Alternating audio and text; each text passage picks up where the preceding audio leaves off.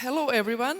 It's lovely, absolutely adorable seeing you all here. And for those who have been here last year with us, I believe we have met already, and I hope we do remember each other.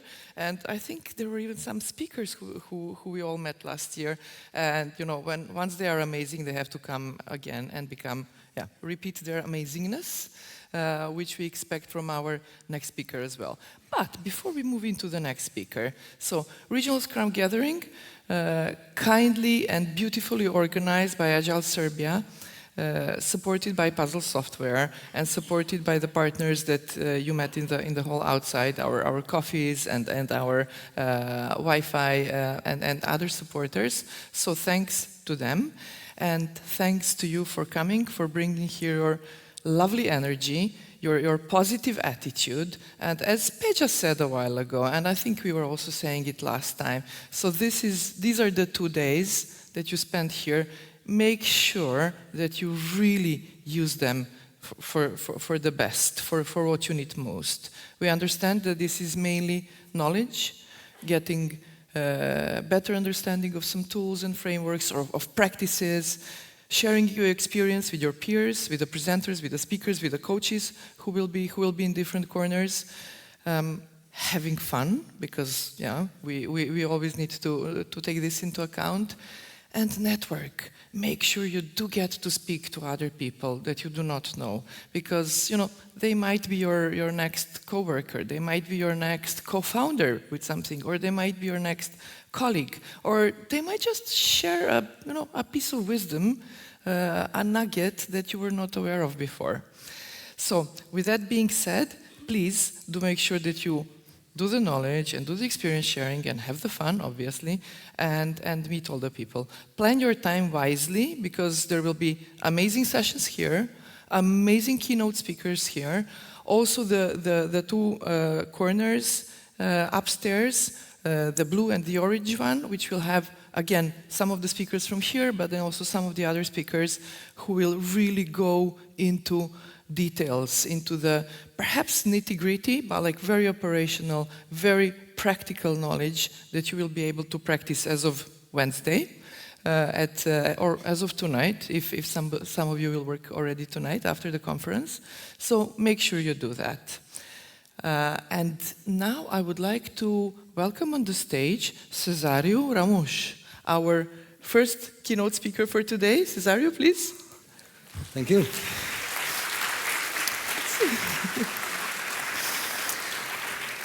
Cesario. Cesario. Yes. Cesario. I told you for people from this region, we would read your name Cesario Ramos. Cesario Ramos. That's perfect. That's Is perfect it okay? Also. It's okay. Not offending you or anything? I'm not offended, no. Okay. I'm very hard to offend. Good. Where do you come from? Which country? I'm living in Holland, from Netherlands, but I'm originally from Portugal. So this is why it's not Cesario, but Cesario. Cesario. Okay. Yes, Cesario.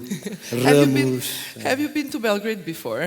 No, I've arrived yesterday, and it's interesting to walk around, and I like it a lot. Yes. Awesome. I made a walk in the park. There's a park close to the center. It was nice. Yeah. Awesome, good. And I assume the weather was perhaps a bit nicer it was very than hot. in Holland? Yes, I had this long jacket with me, this long coat. It was like okay, so it was hot. Clear that you're not from around here. Absolutely not. Absolutely not. You will be talking to us about Agile and frameworks and the future and how we should apply the frameworks or perhaps reorganize our operational models. Yeah, my main message will be that it's time that we should stop adopting frameworks and start evolving our own. That would be my main topic. Okay, good. I think there is at least one supporter in the audience. But So do we have more supporters for good. Cesario? That's good. Also known as Cesario. It's all yours. Bear in mind, the audience, please bear in mind, the questions, please submit them through the Match About. So if you haven't gotten your Black Mirror, make sure you have it if you have the questions, or if you want to support the questions somebody's already asked. So make sure to ask the questions for Cesario. Are we answering the questions? Yes, you will have the last 10-15 minutes for the Q&A, if you feel like it. Okay. You don't feel like it? Yeah, I just have to now, right? Yeah, we announced it. There you go. Oh, Cesario is also giving €100 to everyone later in the day. So Okay, we announced okay, it. okay. All Please, right. it's all yours. Thanks a lot. Thanks a lot. All right, ladies and gentlemen, welcome. My name is indeed Cesario, and today we're diving into how you can evolve your scaling framework if you're using one, and how you can evolve your organizational design so it can be more effective. And while getting here yesterday, I was in the airport, bored, looking at my LinkedIn messages, and there were quite some messages that were around this question. And I'm getting a bit bored with this question. I don't know if you get bored with this, but this has been going on for 2 or 3 years. Is Agile and Scrum dead? And Predrag already talked about it a little bit. I think if you look around, many of the things that Agile and Scrum intended to achieve is just so standard these days that it's just like nobody even talks about it. Even my son who goes to school in Holland, they teach him Scrum at school.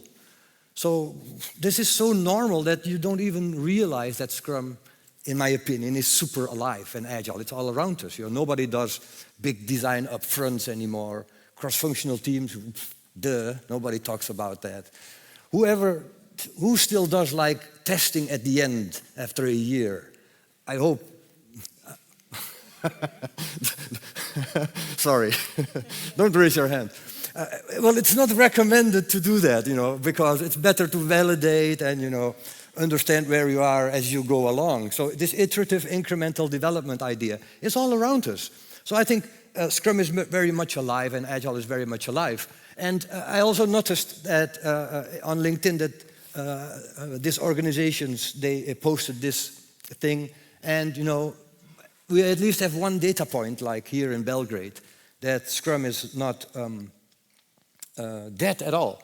Now, many things have changed since the first time I took a Scrum course, which was by this gentleman, Mr. Ken Swaber, the Scrum Master, I would call him.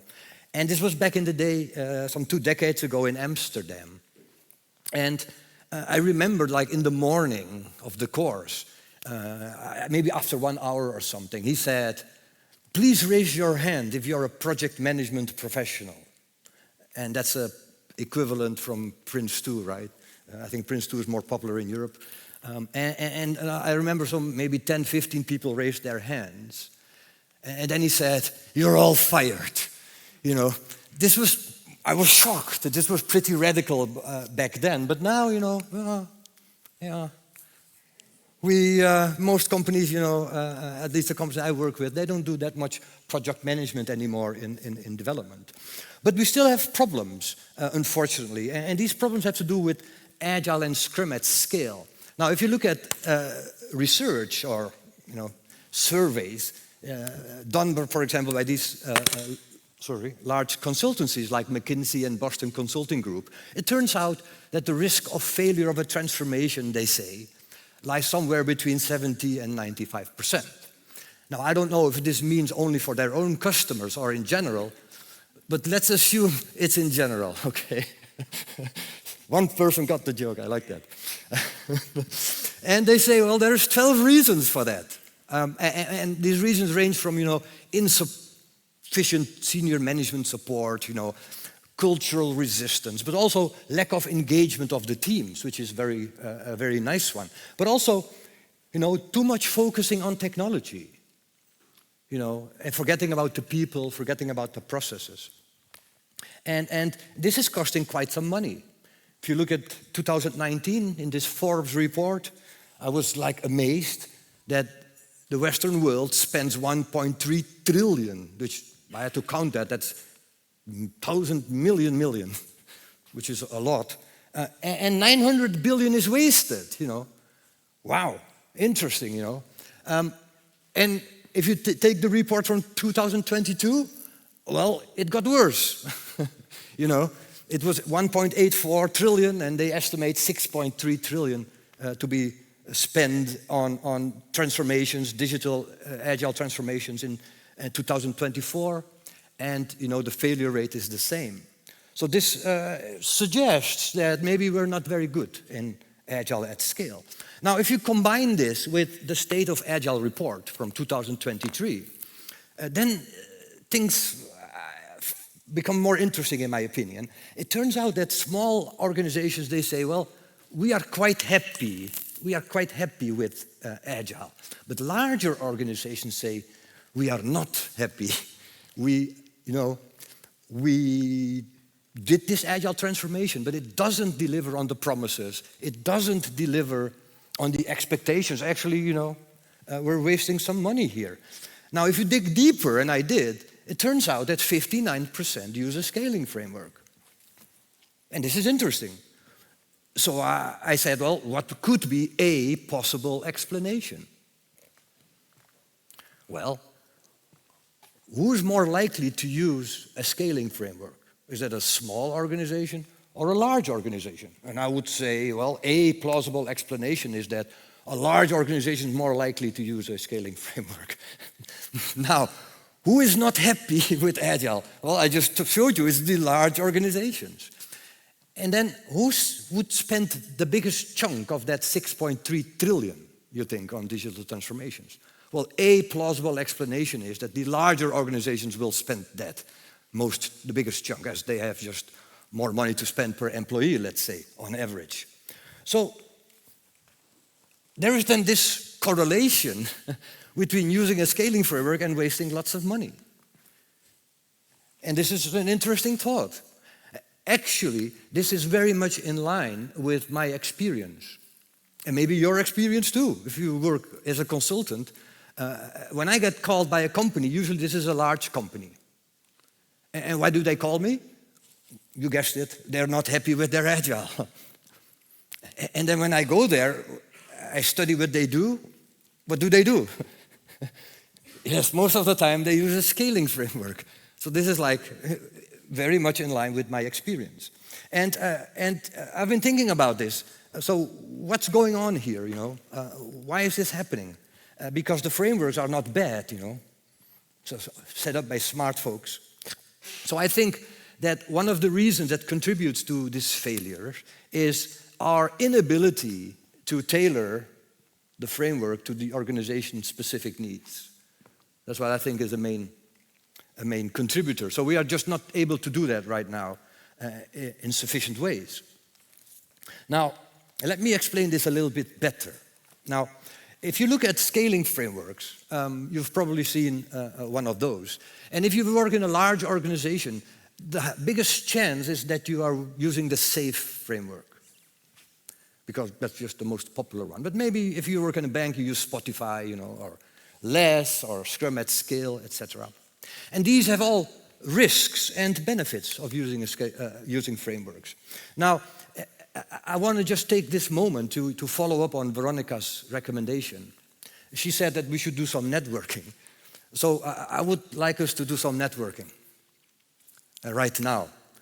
So I have a question for you. Actually, I have two questions, but the first question is, let's take 1 minute to discuss with the person next to you, or behind you, or in front of you, what would be a risk? No, let's start with the benefit. What would be a benefit of using a scaling framework?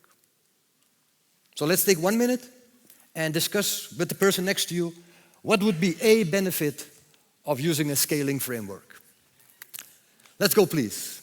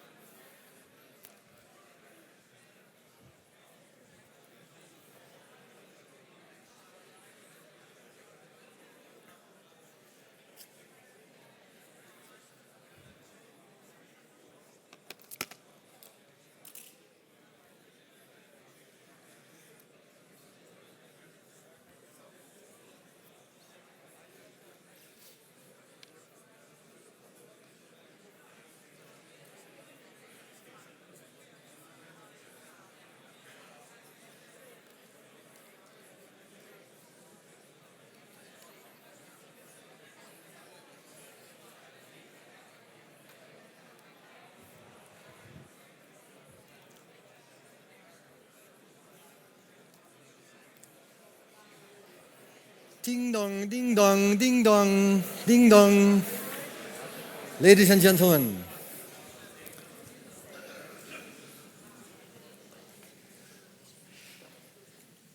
so the minute passed, it was really fast. 60 seconds still. So I hope you made some new connections, but there's another chance to make a new connection. So again, you can do 1 minute and now maybe you can talk to somebody that you don't know. It's even better that way. And now the question is, what would be a risk of using a scaling framework?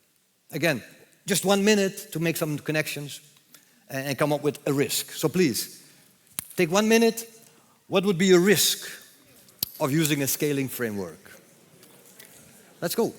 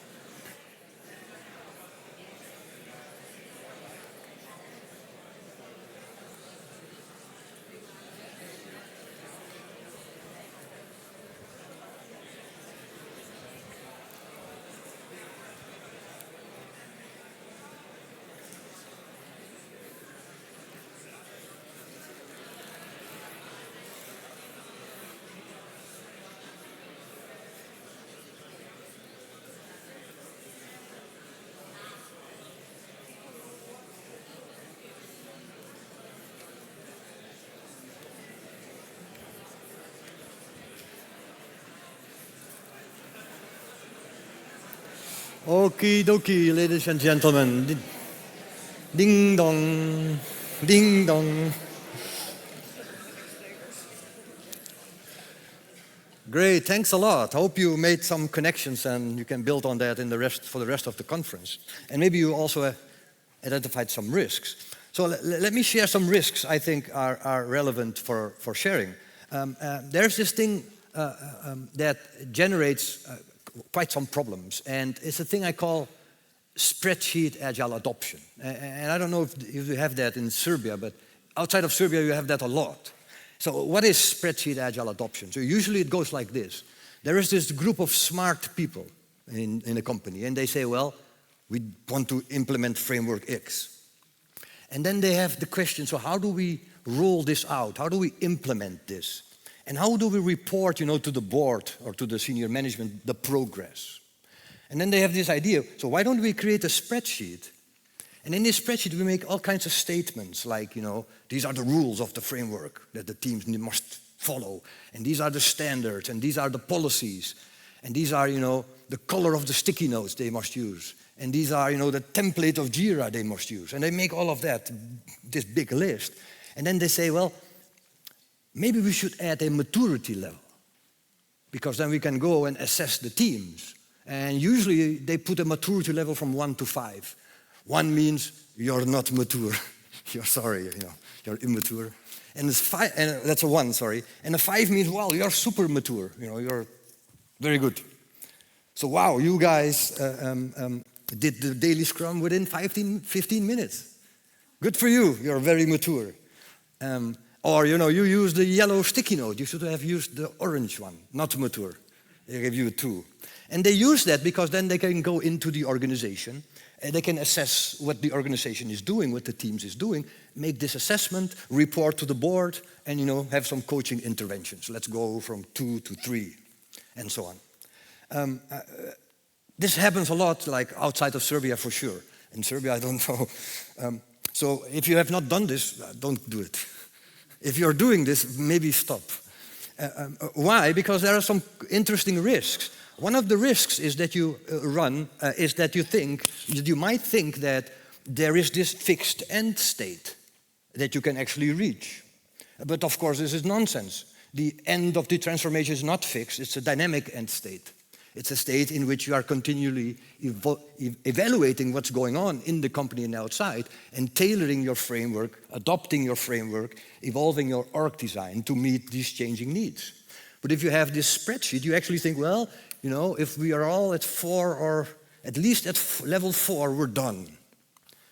And then, you're in the most vulnerable position. Because when you're most optimized to a specific situation, you're most vulnerable to change. So this is a big risk that you run.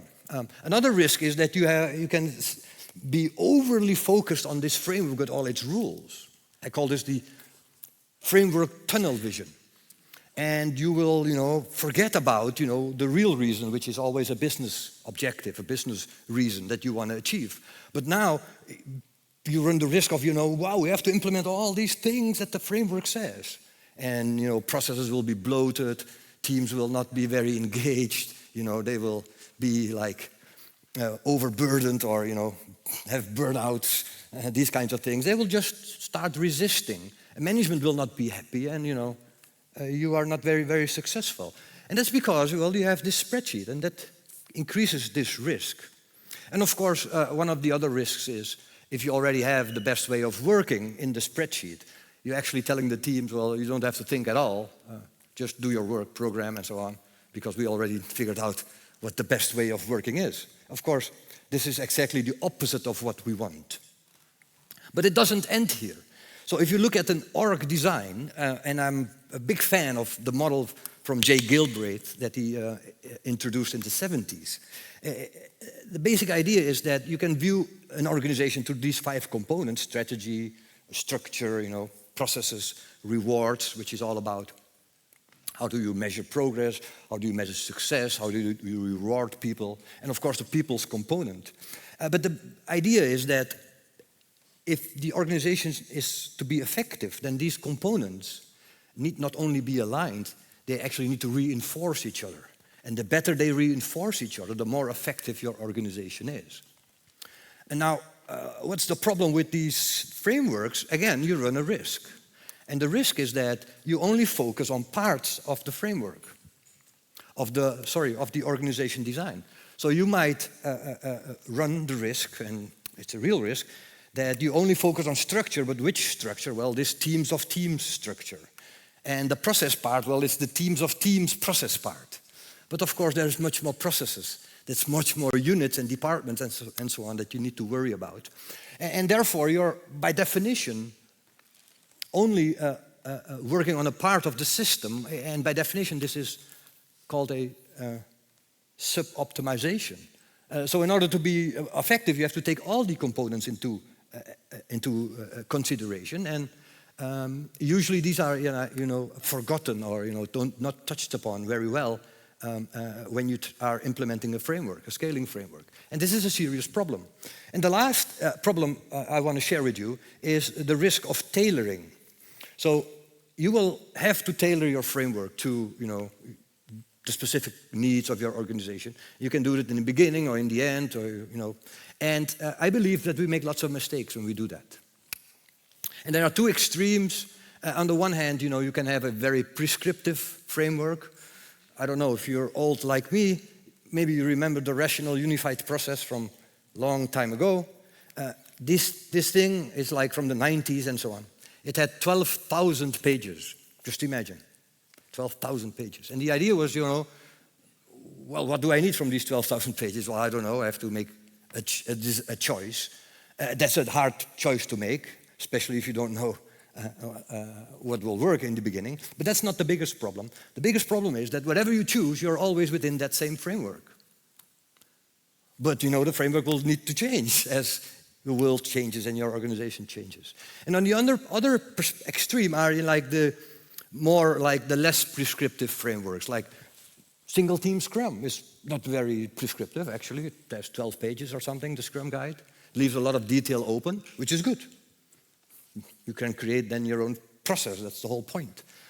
But at scale, the question then becomes, of course, how do I fill in these details if they are all left open, And that's where we can make lots of mistakes. And I think we do. So I think that these mistakes are driving, are contributing to, failure of doing Agile at scale. And therefore, I think that what we should worry about is how can we, actually tailor and how can we make informed decisions about improving our organizational design wherever we are at the moment, whatever framework we have at the moment, so that we can continue to be successful in this changing world. So the frameworks are not really the problem, it's the risks that they associated with them and our poor performance in implementing them. And I think that's a thing we should be working on. Now, this is me actually and the director of business loans of ING, and this is a keynote we gave in Munich in 2019 at the LESS conference. And what are we doing here? We are here sharing the story how we improved on their Spotify model. ING was one of the banks that used Spotify model a lot, and it worked very well for them in the initial years. But when I started working with this tribe, the business loans tribe of Belgium and Netherlands, and she was the director there at that moment, they were having challenges of, they were having challenges of executing, their plan, their strategy, and the current setup, the current Spotify setup was not sufficient. So we studied and we came to the conclusion, for example, that she believed that if she could take teams from Belgium and let them work on products in Holland, and if you could take teams from Holland and let them work on products in Belgium, this would give her a lot of flexibility. Actually, this would increase her capability of being able to work on what's most important. As she was responsible for both countries, sometimes Holland was important, and she would like to have the possibility to allocate as much teams as needed to work on Holland. And maybe Belgium is the next thing that's most important. Maybe I want to allocate as much teams as I require to Belgium. And she had a couple of these capabilities that she believed if I had those, I would be much more successful. And that's how what we did, although we were strongly influenced by LESS, that's why we're talking about at the LESS conference, we broke many of the rules. Actually, we broke more rules of LESS than actually we followed the rules of LESS. And this is a slide that I just took yesterday from the original presentation that shares some of the benefits, in their opinion, these were good things to chase, good KPIs to chase, that we achieved after 7 or 8 months after doing this redesign. So my point is actually that instead of asking, this question, I think many of us have been asking this question: how can I adopt agile frameworks? I think that in the future, or we should have started some years ago, I think, the right question to ask is, how can I actually tailor, how can I actually evolve my framework to meet the changing needs of my organization? Now, this includes also creating your framework from scratch. And this might sound super hocus pocus or super radical, but it's really not that radical. Again, if you refer back to the State of Agile report from 2023, already 12% of these organizations that they surveyed are building their own framework. And if you look at the trend, well, it's been increasing since 2019. In 2019, only 5% said they create their own framework. In 2023, it was 12, and it's expected to be between 16 and 20% in 2025. So this is not very exotic at all. This is, I think, what is happening already and what will become more and more dominant in the future. And of course, these examples, Thales, Panalytical, and ING are published cases that I did. But the other ones you probably also know that they are creating or have created their own framework to be successful. So I believe that evolving, that's a skill that we as the Agile community should have in the next days, the next years actually. Now, in the last part of my talk, I want to share some ideas about how you can actually then do that. Because saying to do something is one thing, but how do you do it then? So I want to share some ideas how you can think about this that hopefully make sense. Now, as I already mentioned, things change in the organization, internal changes, and things change outside, and this will lead to a plan. I like to call it a plan, it's a logical plan, so people call it also a strategy. It includes lots of things. Like in the ING case, it includes, for example, the capabilities that the director desired. And these capabilities, are important to understand because they can give you, the gap between what you are currently able to do and what you believe would be required to be successful. And these capability gaps come from, the strategy, but also come from what you would expect to see in a strategy independent agile organization, so general capabilities. For example, cross-functional teams would be a capability that you would like to have and see in any type of agile organization. But also the strategic focus plays an important role according to the academics and according to my experience. And I want to just touch upon that for a second. So it turns out that there are 3 foci that are interesting to take into account when making improvements. And this is the product focus, which is all about, it's probably the one we're most used to, which is all about, time to market, product revenue, being able to react to new technologies like AI or whatever, being able to react to new market changes, It's all about being better, faster than the competitors. But there's also operational focus, which is not at all like that. It's more about, being able to react to volumes. For example, if I am an organization and I run the department or the group of an insurance company for handling insurance claims, then agility or adaptability is more about, can I react to changes in volume? There have been this flooding, people are having water in their garage and whatever, and from one day to the other we have 50,000 claims. Can we react to that? And then there's another one, the customer focus. But the key point is, each of these foci require a different set of the components of the STAR model to be effective. And this touches structure, processes, rewards, and so on. Even adaptability means something different, So each focus will give you a different flavor of agility. And this is a key thing to understand. And actually, if you look at a product or a service in general, it could be the case that it follows this S-curve. This is a colorful one from Simon Wardley, but the boring academic one is black and white and published in many books. For example, The Innovator's Dilemma, it's published there. But the point is, if you're in Genesis, like you are putting on this new product, you probably want to be organized as a customer-centric organization because you're doing a lot of validation, problem-market fit, problem-solution fit kind of stuff. So you want to have metrics and organization structure and processes all around that, Maybe you want to have the pirate metrics in place because that's more effective there. But when you cross the chasm, let's say you do, and your product becomes more popular, you will get more competitors, for example, then it's all about being better than those competitors. And then the best focus would be, or a focus you might want to consider would be the product focus, which has different structure, different processes, different metrics. So you can imagine that your framework, if you are using a framework, would need to be adapted and evolve with whatever you are doing in your organization at the moment. And then let's assume it becomes super cool and you have got a lot of competitors and maybe it then becomes less cool, becomes commodity, but you still want to milk as much money as you want. Maybe then the operational focus is the best structure because that's all about efficiency and OPEX and, cost to serve.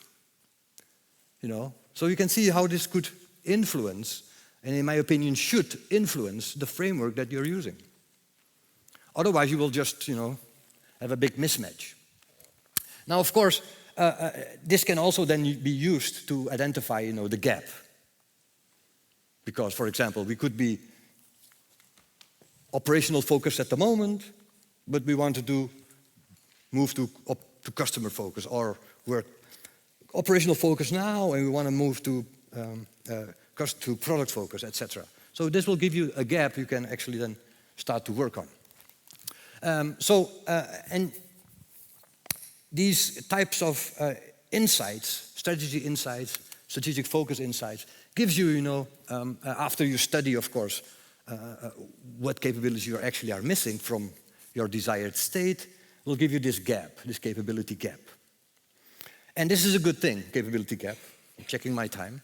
Because you can use this for two things. The first thing you can use a capability gap for, you can avoid the spreadsheet agile adoption problems. How do you do that? Well, capabilities are more about behavior than about, checking the boxes. And behaviors are primarily influenced by the organizational design in which we work. So it actually points you to the direction of what do I need to tweak in these star models so that I can get this desired behavior. And secondly, we can actually measure that and use that to measure progress. So we're focusing on, transformation actually, which is changes in behavior, changes in culture, if you want to use that word, changes in learned lessons. So if you unlearn and then learn new lessons, your culture will probably change. Instead of conformation. And this is an example of a capability. One of my customers just before summer said, well, I want to have this capability. I bet that if we would have that, this would make us more successful. And we can, do some workshops, and we did. And they said, well, if we would have that capability, and I would walk into my organization, I would observe the teams doing stuff, we would see that the teams are collaborating directly with customers. They're prioritizing, they're analyzing data and so on, and making decisions based on that. That's the behavior I want. Now, knowing that, you can then say, okay, what is it in the organizational design that's preventing this from happening? Well, maybe you have too many layers of management in between, etc. This makes you makes your problem a lot smarter to do. And you can still add management metrics like customer satisfaction, high value delivery or so to report on progress if that's what you want. And to close this off, if you are working like in the wrong org design and do a lot of coaching, it's not very effective, as you might have experienced. And actually, this is just also confirmed by my favorite team researchers, Heckman and Wageman, and in which they have this beautiful result. They say, well, if you bet on team coaching, you're actually making a very bad bet, because team coaching is only 10% of the cake. 90% is already set up. All the success of that is already determined before you even start coaching. And this 90% comes from 60% what they call enabling structures, which is organizational design decisions, and 30% comes from liftoff, and only so team liftoffs, and 10% only comes from coaching. So it's better, to check these capability gaps that you have, and then evaluate if the organization is in the right one before you even start thinking about coaching. Otherwise, you might, be wasting your coaching time. Now, that's what we do then. We make design decisions using these ideas. All right. So where are we here? Yes. So another thing I want to share is we should take this approach, which is called the systemic approach, and it's really simple actually, for this talk at least. And this is about improving the system, and the system of this car. This is a car, and this is at least all the parts of a car, I've been told. But of course, this car cannot bring you to the bar in the evening, so you can have a good beer, because the parts are not interacting. So the point is that the performance of a system depends on how the parts interact, not on how they, are performing separately or if you have them like separated here. And therefore, what you want to do is you want to, something wrong with my flipper thing. You want to define the whole product first, meaning I want to identify all the parts of this product, and a product is a good or a service, that's a product. And then when I have all these parts, I want to decide which parts I don't need. You know, I don't need the glove compartment, but I do need the engine. And then I want to improve the interactions between them. And how do you find the parts in our line of work? Well, we have to define the product, which is a good or a service. And there are two ways you can think about that. You can look at it from the product catalog perspective, which is the marketing perspective. Not very useful for our line of work. We should instead, look from the inside in. We are interested in the organizational elements, because those are the parts. And you can easily find them, by starting with your customer and their needs, and then studying, if we are developing new features for them, these features like we expect to be developing in the coming months, or features we developed in the past months, which teams, which systems, which individuals, which processes needed to be updated, needed to be configured, needed to be programmed, and so on. And this will give you a good indication of these parts. And you can put them then, in a larger unit, because these are the engines and the brakes and the steering wheel of your system. And then you can start working on their interactions. Now, how do you improve the interactions of the parts? Well, the key point is there are a lot of academic research which I believe we're not using good enough. And I think we should.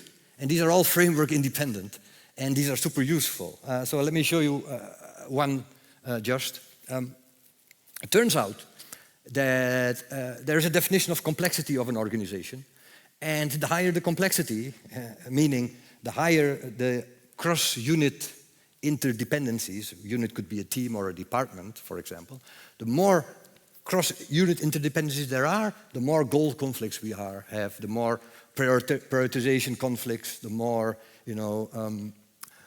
costly coordination becomes, the more delays we have, and of course then the lower adaptability we have. And one way to look at that is to study the dependencies between the teams. Here is one way, just to start boiling this down. Let's assume that on the top you see some of the parts. Of course, there are more parts in reality, like web and Siebel and so on. And on the left, in the gray column, you see the work that needs to be done. And you could, do workshops with the teams, and then come to the conclusion, okay, if we need to do these types of work, which teams are needed most often? This will give an indication of, the strength of the dependencies. You can see, like, web and Siebel and app, they are used almost more than 60% of the time. You need all these three parts to, make something that's useful. So, maybe they should, be put under the same type of management if you want to be more effective. And that's true. Especially if you add types of dependencies, like reciprocal dependencies, which is a dependency in which you continually need to adjust to each other's actions. It turns out these reciprocal ones are the most expensive ones, double as expensive as pooled and sequential. So these are the candidates one to put into a cross-functional team, for example. So you can make all kinds of decisions with these kinds of data, and you can then make decisions, based on only these two guidelines. There are many more. Who should be in your cross-functional teams? Which skills, and work off a single product backlog. So which teams could be a single function team? Yes, you could have single function teams. If there's no reciprocal dependency, I don't see the reason why you should actually add them in your team. So you could have, in your group, in your car design, you could have single function teams with their own backlog. You can decide which shared services should remain shared services, which part of shared service should be included and put under the same management, so that we have lower complexity and so on. So you can drive your design with all these kinds of guidelines. And eventually, you can think about it if you zoom out. You have a very, very big organization, and in these organizations you would have product groups which are like autonomous, semi-autonomous. They have some shared services, but they actually create value, and they have all the essential parts and all the right dependencies contained. That's more or less the idea. So to close, rigidly following scaling frameworks, it's a risky business. You run the risk of making mistakes. And if I look at the report from Scrum Alliance, actually, and they did a survey on the experience level of Agile coaches, I think it's from 2023 or 2022. But, the average experience level of Agile coaches was 3 years. So, I don't know. You can fill in what you think of that. So it's a hard job, and maybe 3 years of experience could not be enough. I don't know. You can think about that, So we study to understand context, so we don't follow rules like blindedly. We must understand what it is. For example, in which strategic focus we're working, And then you fill the gaps, with axioms. So when you leave today, I want to encourage you to think about your own implementation and say, well, are we actually doing some form of spreadsheet Agile adoption? And what can we do, to avoid that? How can we, what do we need to study? What do we need to discover so we can make more informed decisions, so we can be more successful in our organization? And you can just start where you are. That's the good part. Maybe you want to start by, creating awareness of the gap. Maybe you want to start by creating awareness of the strategic focus gap or other capabilities that senior management wants and that you're not delivering if you keep following your current framework. So I don't know when I started, so I don't know when I need to end, but let's end. I just want to thank you for keeping up with me for I don't know how many minutes, I think around an hour. Cesario? Thanks a lot. Thank you very much. So I know that you...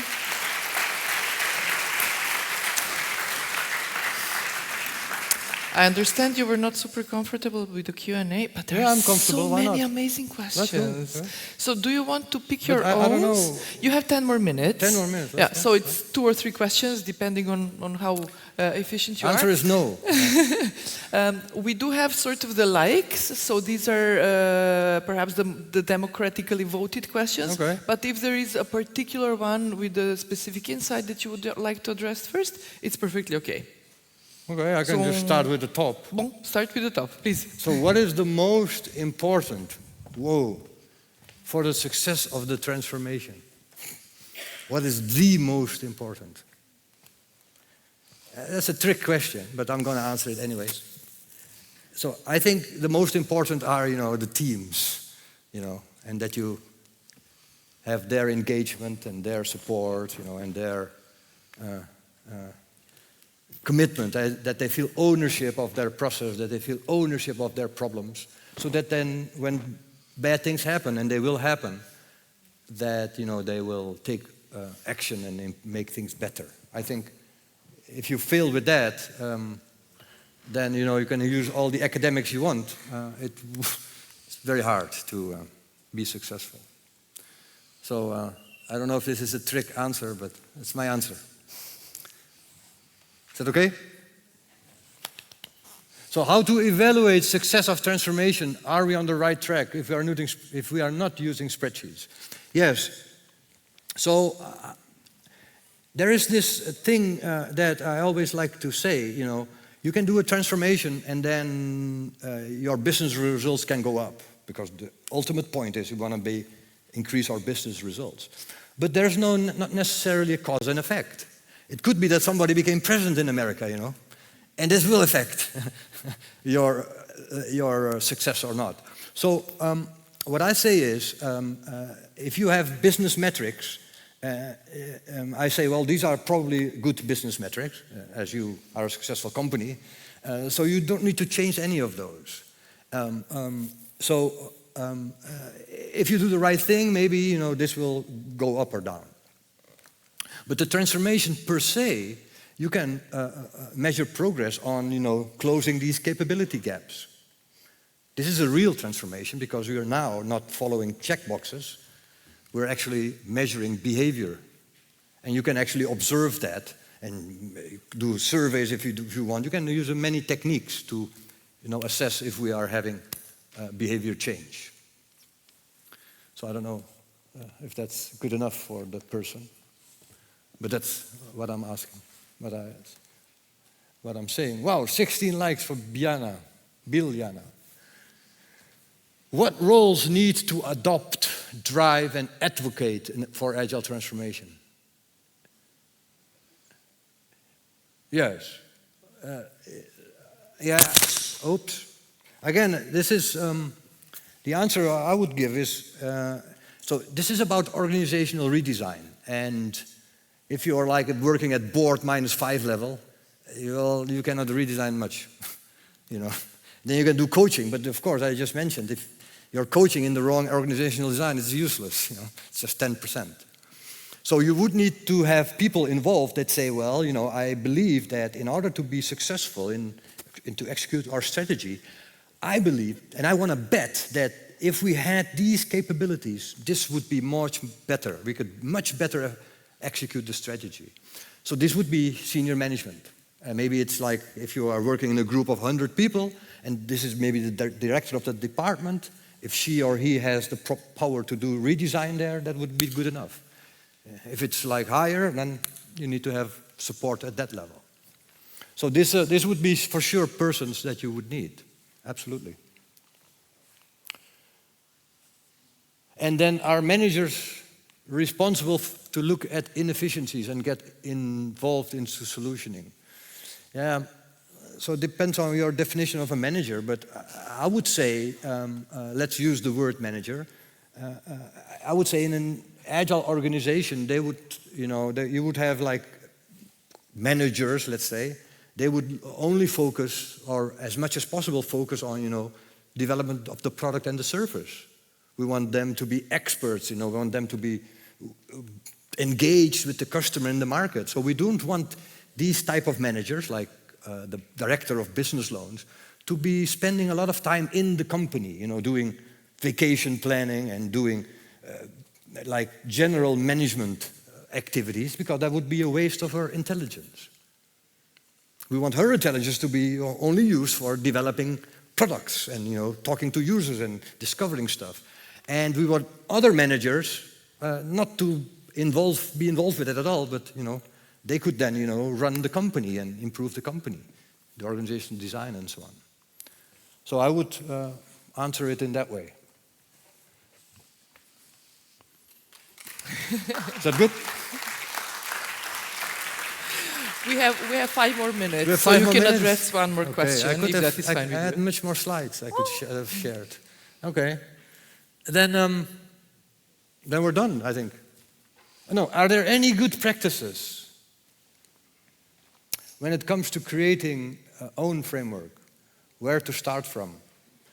Yeah, you can start wherever you are. If you don't have a framework, you probably have. It's just good enough. It's all about identifying, the situation we want to be in. We believe will be successful, and making the organization aware of the gap. And yes, there are many good practices that are framework independent, and these are all come to us from academics. And there are books. I wrote one book too that tries to combine these good ideas. So that would be these good practices, yeah, where you can find them. I can tell them to you now, but this doesn't really work in 5 minutes. That doesn't really work. So thanks again, ladies and gentlemen. Hope you have a good conference.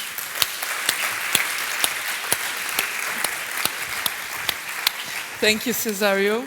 It's been lovely. How long are you staying in Belgrade?